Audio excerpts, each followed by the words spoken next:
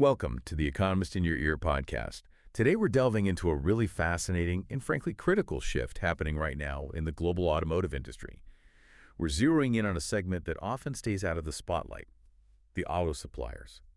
You know, those companies like Bosch or Continental that quietly make all those intricate components that go into your car, kind of hidden beneath the shiny exterior. For a long time, these suppliers were actually, believe it or not, more profitable than the big car makers themselves. A surprising fact, really. But a recent article from The Economist paints a pretty stark picture, suggesting that golden era might just be over. That's absolutely right. The article's framing, with phrases like dashboard gloom, it immediately signals a significant downturn for these businesses that were once seen as quite cushy. But as always, our goal here is to move beyond just the headlines and truly unpack what's happening. We'll analyze the core arguments The Economist presented, look at what the latest data actually reveals, and then, crucially, maybe challenge some of the assumptions in their narrative, and explore some of the deeper forces that might be shaping this whole situation. Yeah, exactly. Our mission today is to give you a truly nuanced understanding of what's unfolding in this vital sector. It's not just about what's perhaps broken, but what's fundamentally changing, and what opportunities or perhaps even greater challenges might lie ahead for these key players. So what does this all really mean for the future of how cars are built? Let's get into it. Okay, so The Economist's piece, it lays out a clear and concerning picture for Western auto suppliers. They argue these companies are facing a future of, quote, lower margins and dwindling profits. What are the main drivers behind this dashboard gloom they identify? What are the core shifts hitting suppliers hardest? Well, the article highlights a few core claims, and they back them up with some pretty stark evidence. For starters, it points to a significant drop in free cash flow. We're talking about a third for the world's top 30 suppliers in 2024, according to analysis by AlixPartners. And this isn't just a slight dip, it's a massive hit to their financial flexibility, We're also seeing huge layoffs across the board, like 54,000 announced just by European suppliers last year alone. 54,000. Wow. Yeah, and to put that in perspective, that's more than during the entire COVID pandemic years combined. Bosch, a giant in the field, they contributed 12,000 to that number. Right. And it's not just job cuts. You see high-profile strategic breakups, too. Continental confirmed they're spinning off their ContiTech division, and even surprising bankruptcies, like Japan's Marelli filing for U.S. Chapter 11 just this past June 11, 2025, trying to restructure, $4 billion of debt? These aren't minor tremors. These are significant shocks to the system. Okay, so what's causing all this pain, according to their analysis? What's the diagnosis for this widespread gloom? They really pinpoint three main shifts, painting a pretty clear picture of the pressure points. First, they cite EV mistiming. Basically, Western suppliers invested very heavily for an electric vehicle boom that, while for them it arrived slower and maybe differently than they predicted, this leaves really expensive advanced manufacturing capacity just sitting idle, which is a huge drain, obviously. Burning cash. Exactly. Second, there's a fundamental software power shift. The move to more centralized computing architectures in cars allows the original equipment manufacturers, the OEMs, car makers themselves, to basically take control away from these big Tier 1 suppliers. Those companies that traditionally supply major systems like powertrains or brakes. The fear here is they could be relegated to just being dumb hardware vendors, losing their higher value IP and influence. I see. Less value add. Precisely. And third, they highlight new competition. Chinese battery firms, motor firms, advanced driver assistance systems, ADS firms, they're rapidly emerging and squeezing the incumbents. And what's particularly notable, Western OEMs are even partnering directly with these Chinese companies now, which was almost unheard of just a few years back. That's a pretty compelling case for trouble, I have to say. But as we promised, we want to go beyond that initial analysis. What happens when we look at the very latest data, or maybe consider other angles that might complicate this narrative a bit? Yeah, this is where we start to move beyond just summarizing and really add those layers of nuance. While the Economist column definitely lays out a strong, if bleak, argument, fresh data points from, say, 2024 into 2025 suggest the story isn't quite so one-dimensional. For instance, that supplier cash squeeze, it's certainly undeniable.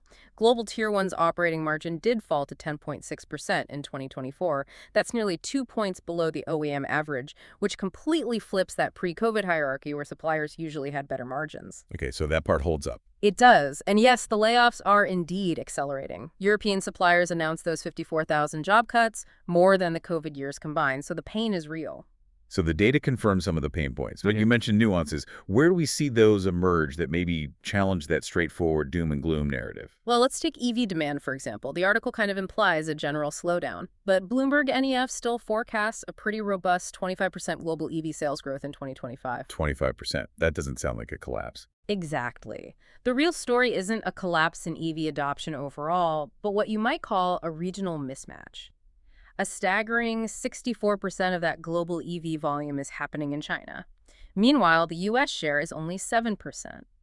The problem for many Western suppliers is that their big capacity investments were added in places like Germany and Michigan. But the growth is elsewhere. Precisely. The growth is happening elsewhere. It's like setting up a brilliant restaurant, but all your potential diners decided to eat on another continent. It's a location problem almost. That's a really key distinction.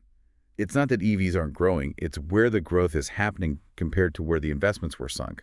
That changes the picture quite a bit. What else challenges this idea of suppliers just becoming, dumb metal benders?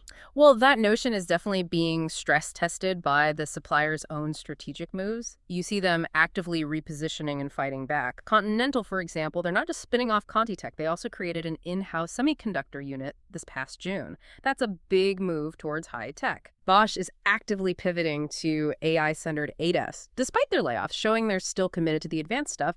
And major players like ZF and Magna, they're actively out there acquiring software firms. This suggests the fight for value and control is very much alive, It's not lost. They're adapting, not just giving up. And what about that power shift to OEMs?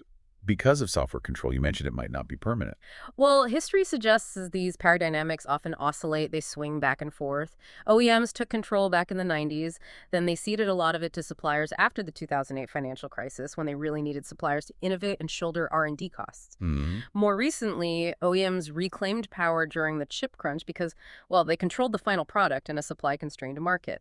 But if chip supply normalizes and as car production ramps up again, that volume leverage could very well swing back towards the efficient module specialists, the suppliers. It's definitely not a one-way street. We've seen this kind of tug-of-war before in the industry. That brings up an important question about the competitive landscape, especially with the Chinese entrants. The narrative often paints them as just, hurting the West. Is that maybe too simplistic a view? Yeah, I think it's another area where we need a more nuanced reading. While Chinese firms are undeniably ascendant and very competitive, some Western suppliers are actually winning in this evolving landscape. Companies like Timor, specializing in thermal management, Covestra in polymers, Infineon in power devices, they're actually benefiting as Chinese OEMs globalize and need trusted, high-quality inputs that meet global standards, So the Chinese OEMs need reliable global partners too. Exactly. Also, Western car makers themselves, like VW and Mercedes, they're actively deepening partnerships with nimble Chinese suppliers. Think Horizon Robotics and Momenta for ADAS. This signals a much more complex integration, not just simple one-way competition. It's more about finding the best partners wherever they happen to be located. And that prediction of inevitable lower margins for suppliers, is that actually holding true right now? Not universally, no. In fact, SP Global data showed supplier margins repassing OEMs in the fourth quarter of 2024. They reached 5.8% compared to 5.2% for the OEMs, mainly after raw material costs started to ease up. So a recovery, at least temporarily. Right. It's a crucial data point because it shows that while the pain is real, those EBITDA earnings before interest and taxes, they aren't necessarily destiny. The financial picture is more fluid than just a simple linear decline. Okay, so it really does seem the picture is far more complex than just a straightforward doom and gloom story. What are some of the larger, maybe underlying forces at play here that perhaps the original Economist article didn't fully emphasize, the deeper currents influencing this whole ecosystem? This is where we can dig into some even broader context, looking at forces that might be, say, distorting the current financial picture or shaping the industry in ways that aren't immediately obvious. One maybe factor is something we could call the inventory overhang. During the chip crisis, many suppliers, fearing shortages, basically filled their shelves just in case. They built up huge stockpiles. Right, hoarding components. Pretty much, and that tied up something like $25 billion in cash and excess inventory across the sector. Now, unwinding these inventories is severely distorting their free cash flow metrics and impacting their apparent financial health. It makes them look less profitable in the short term than their core operations might actually be. $25 billion just sitting there. Okay. That's a significant amount of capital tied up, not being put to productive use. What else is creating these deeper pressures or shifts? There's also the phenomenon of vertical integration by Chinese OEMs. Take BYD, for instance, a massive player globally now. Their FinDreams division supplies battery packs, motors, power electronics, not just for BYD's own vehicles, but also to their rivals. Selling to the competition? Yes. This strategy compresses their own need for external Tier 1 suppliers, obviously, and it fundamentally reshapes the entire supply chain because you have one player controlling so much production internally. It's really remarkable how they're competing directly with their own potential suppliers. How does that vertical integration by Chinese OEMs fundamentally reshape the traditional supply chain model we've known for decades? Well, it's a game changer because it gives them incredible cost control and, crucially, speed. While Western OEMs traditionally relied on this vast, complex network of specialized suppliers for different bits, a company like BYD can rapidly integrate and scale innovations internally. Much faster R&D cycles, perhaps. Potentially, yes. And this puts immense pressure on external suppliers. It forces them to become even more specialized, maybe find niches, or become ruthlessly cost competitive. Or they have to pivot to serving totally new markets or customers. And then on top of that, we have regulatory bifurcation. Things like the EU's carbon border levies or the U.S. Inflation Reduction Act, the IRA, with its local content rules. These are fragmenting global parts supply chains. They're making it harder to just build anywhere and ship everywhere. So politics and policy are really intervening. Absolutely. It creates significant compliance costs for companies trying to operate globally. But on the flip side, it also opens up opportunities for reshoring subsidies, potentially reshaping manufacturing locations and supply chains almost overnight. It's pushing for a more regionalized approach to production. So policies are influencing not just what is made, but where and how things get made, adding layers of complexity for everyone. Precisely so. Also, something maybe less obvious but critical is capital market divergence. Bond yields nearing 5% are really hammering suppliers who are highly levered, carrying a lot of debt. We mentioned Morelli's struggle earlier. It makes refinancing debt incredibly difficult and expensive right now. Meanwhile, cash-rich OEMs can often self-fund their big software pivots with much less constraint. It creates a kind of haves and have-nots scenario in terms of access to affordable capital. Access to cash is king then. More than ever. And finally, don't underestimate labor politics. UAW-style wage wins in the U.S. and Germany's powerful IG Metall union pushing for things like transformation allowances for workers. These can actually dampen OEMs' enthusiasm for bringing component production back in-house because it significantly increases their own internal labor costs. Ah, interesting. So higher labor costs for car makers might actually help suppliers keep that business. It's a counterintuitive effect, but yes, it can make them think twice about the cost of reinsourcing versus continuing to rely on specialized, perhaps more efficient suppliers. Okay, we've looked at the current state, challenged some assumptions, dug into these deeper forces. But for you, the listener, who's trying to track this evolving situation, what should we be watching for in the next year or two? What are the key forward indicators that will tell us if this gloom lifts or actually deepens for suppliers? Yeah, good question. For anyone trying to gauge the long-term trajectory, there are a few key metrics worth tracking closely through, say, 2026. First, keep an eye on supplier net debt to EBITDA across the top 30 firms. EBITDA, remember, is earnings before interest, taxes, depreciation, and amortization. It's a core measure of operating cash flow. If this debt ratio falls below 2.5 times EBITDA by fiscal year 2026, it suggests deleveraging is working, their financial health is improving. Getting debt under control. Right. But if it creaks up above 3.5 times, capital markets might really start to shut down for them, making it very hard to get financing for anything. So it's about their overall financial health and, critically, their access to capital to fund future innovation and investments.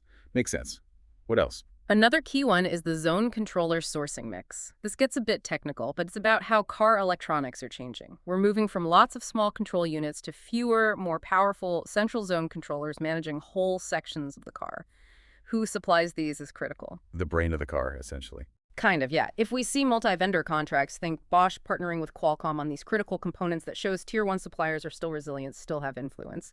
But if OEMs move to fully proprietary silicon and software stacks, bringing everything in-house, that's a very bearish sign for suppliers. It suggests they are being pushed out of the high-value areas. Okay. Also, sadly, job cut velocity is a grim but important indicator. If that SLEPA tracker European Suppliers Association, falls below, say, 10,000 layoffs per quarter, that would be bullish, signaling stabilization. But if it stays above 20,000 per quarter, especially if combined with more insolvencies, that indicates deeper trouble is still washing through the system. Yeah, that connects directly back to those stark numbers The Economist reported initially. Gives us a real-time pulse, doesn't it? Absolutely.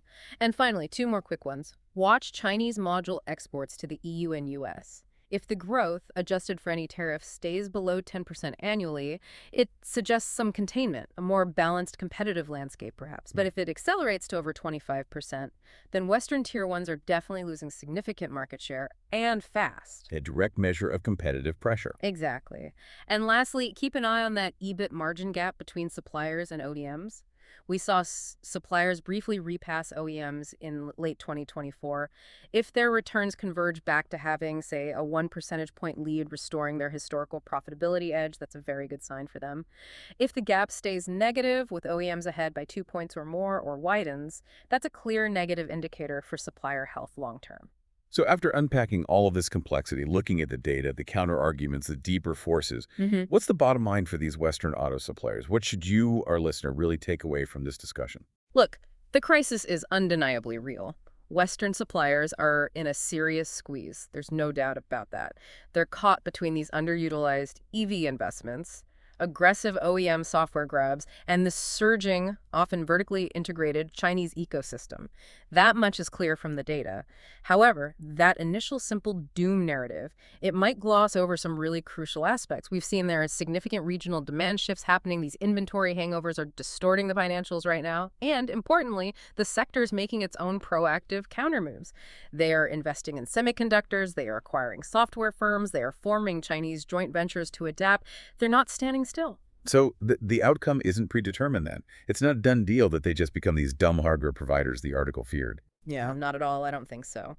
Whether today's cash flow pain becomes a chronic, long-term margin malaise that hinges less on some inevitability of dumb hardware and more on how deftly these suppliers can retool for things like zonal electronics, how well they diversify beyond just Europe and North America, and crucially, whether they can exploit the same China-scale advantages that are now actively luring the big Western car makers like Volkswagen and Mercedes themselves. The crisis is real, absolutely, but the outcome, I'd say that's still very much negotiable. It depends heavily on their agility and strategic decisions in the coming very critical years. What stands out to you when you think about the future here? Not just for these companies, but for the actual vehicles we'll all be driving. It's a fascinating reminder, isn't it, that even in what look like straightforward economic shifts, there are always these layers of complexity and agency and strategy at play. Thank you for joining us for this look into the auto supply chain.